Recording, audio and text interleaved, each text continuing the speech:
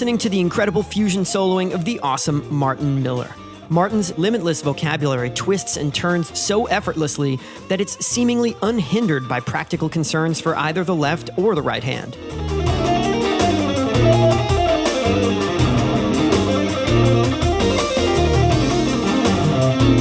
In fact, when it comes to technique, Martin is almost a lead-playing robot from the future, sent back in time to terrorize us with a thoroughly science-fictional array of picking weaponry.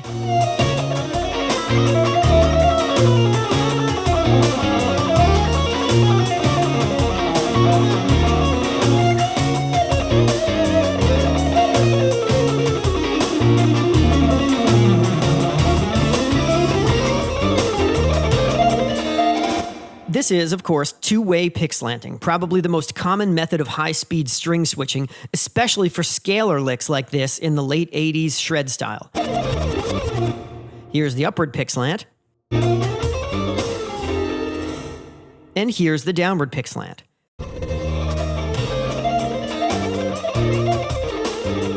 This tendency also pops up in Martin's high-speed pentatonic playing. There's the upward pick slant again. We can see the pick slanting to the right as Martin descends the pattern. Now, to be clear, this is not because of the direction the lick is moving.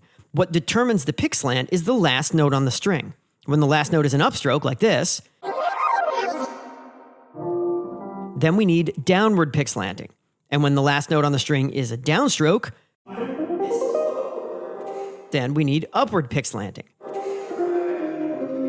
If instead the picking were reversed, to be downstroke, upstroke on each string, then you would have a descending lick with downward pick slanting. In other words, the pick would be slanted opposite to the direction the lick is moving. And these are just the rules of pick slanting, so that the pick gets from one string to another at high speed without hitting anything. Like most gifted players, Martin developed these mechanics entirely by feel without consciously being aware of doing so. No one taught you this movement. Nobody taught me. I just became aware of it when you started mentioning it. Well, right. A couple months back. At least the pick slanting thing. This is something we see consistently among elite players, and it's always fascinating.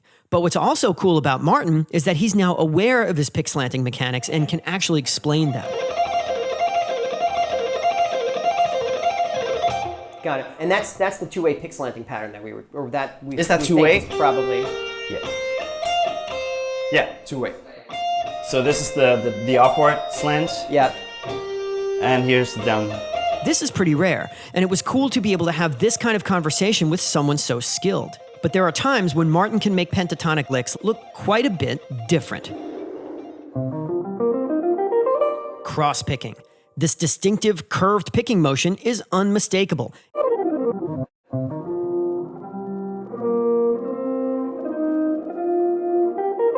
And it's a completely different approach to switching strings. In the cross-picking approach, the picking movement traces a semicircle that starts up here, swoops down, hits the string, and then swoops back up again to get out of the strings. So in cross-picking, the picking movement starts and ends above the strings on every single pick stroke. And this gives Martin the ability to do some pretty amazing things.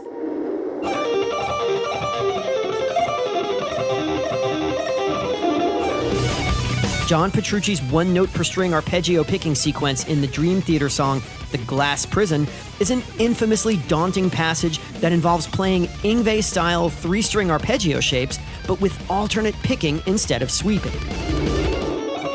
And the reason the ability to do this is so uncommon is because it requires cross-picking. Think about it.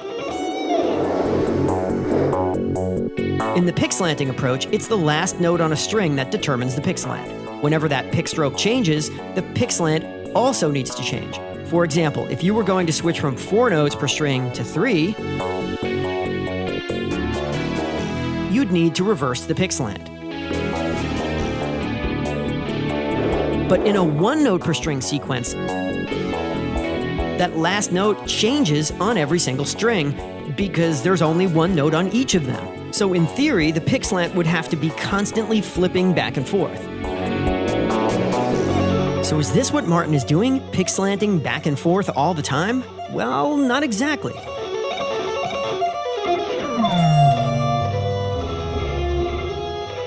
Amazing.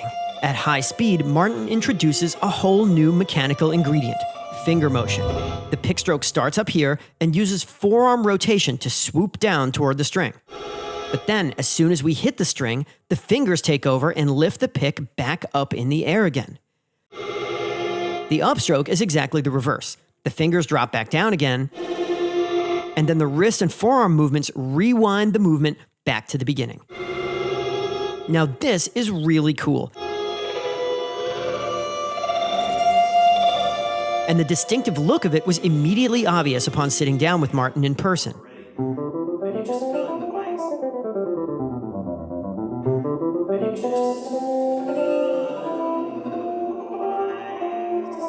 It is also pretty uncommon. You may remember that Steve Morse's technique is also a cross-picking approach.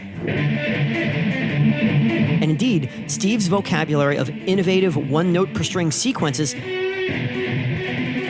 set the bar for this kind of playing in rock. But Steve's picking is entirely based in wrist movements. And you'll notice when slowed down that only his wrist is moving. There's virtually no forearm movement, and he's not using his fingers to lift the pick in and out of the strings the way that Martin does. In Martin's case, the formula for this finger motion is very specific. Most of the index finger bending comes from this joint here that's closest to the palm, while the other two joints only bend slightly to accommodate the palm joint. While this is happening, the thumb is mostly straight, mainly following along with the index finger's lead. In anatomy lingo, the palm bones are metacarpals, and the fingers are phalanges. So the finger-palm joint is known as the pronunciation-friendly metacarpophalangeal joint, or the MP joint for short. MP flexion and extension produces a distinctive parallelogram-type shape like this. And it's the key to the way Martin gets the pick out of the strings on the downstroke. If we look at this from the top, we can see that the thumb is also moving side to side at the same time. It's flexing on the downstroke and extending on the upstroke. The whole system is super interesting, driven by a combination of this thumb flexion and extension and index finger flexion and extension at the MP joint, which is quite a handful. So how about, I don't know, Miller picking? Whatever you call it, when fired up to warp drive speeds, Martin's MP approach is just amazing to watch.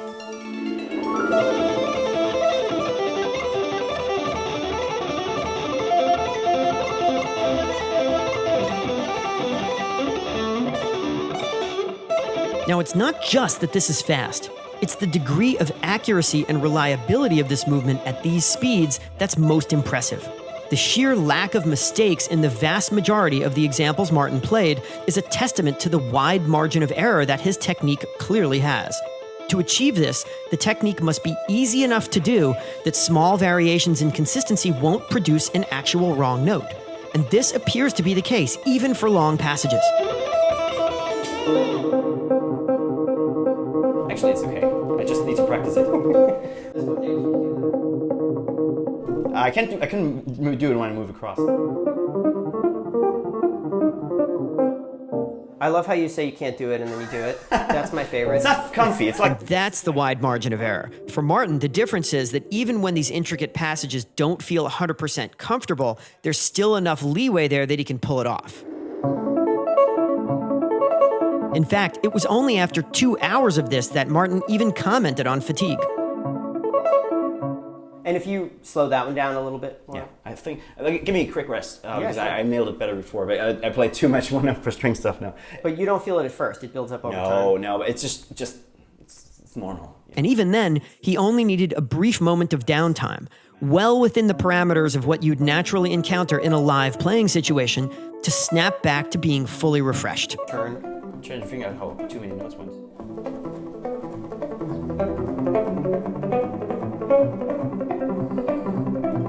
The effortlessness of this technique means that it forms the core of Martin's overall picking movement. For example, take a look at this pentatonic lick. Given how fast this is, we would normally try and do this with pick slanting. And sure enough, Martin is using a very clear downward pick slant here.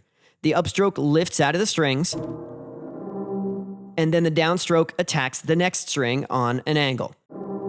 That's the way downward pick slanting works. This is a classic scenario, and it's exactly what we would see if someone like Eric Johnson were playing this lick, because Eric is a downward pick slanter. But if we look closely, we can see that this is not the only movement that's happening. Now, this is really interesting. The downstrokes are also lifting up out of the strings. So Martin's trademark MP extension is still happening, even at these elevated speeds. So even though we have a downward pick slant here, this is actually a cross-picking lick. Now in this case, it doesn't really matter, because the last note on every string in this lick is an upstroke. So you wouldn't need the downstrokes to lift out like this. Downward pick slanting by itself would be enough to allow us to play this lick at this kind of speed. Instead, what we're really learning here is that the MP extension movement is so fundamental to Martin's technique that it almost never completely shuts down. And because of this, there are lots of situations where Martin can get both pick slanting and his MP extension cross-picking movements working together.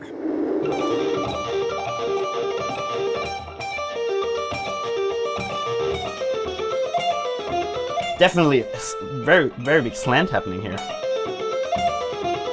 The 5-note shape is a two-way slant, so you're changing the angle. I'm definitely noticing how I slant upwards. Here, Martin is using two-way pick slanting to provide even greater clearance for the inside string changes in the glass prison arpeggios as he moves from the B string down to the G string. But the MP extension is also still present, both here and on the transition back up to the higher string. This type of cooperation is powerfully flexible. Martin can activate more of the MP extension for one note per string playing baked right inside of scalar lead lines.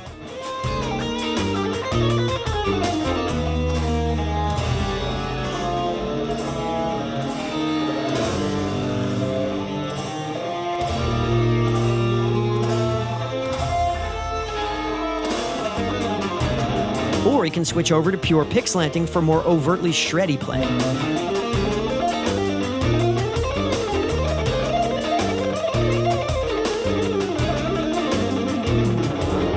For years, we thought this type of precision was achievable by only a small fraction of players with cyborg-like capabilities.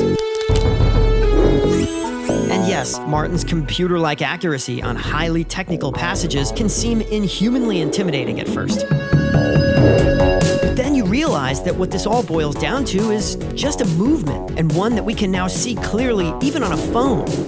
So what Martin is really doing is giving the rest of us a fighting chance of actually doing it. Far from being cybernetic assassins from the future, it's actually problem-solving machines like Martin to the rescue.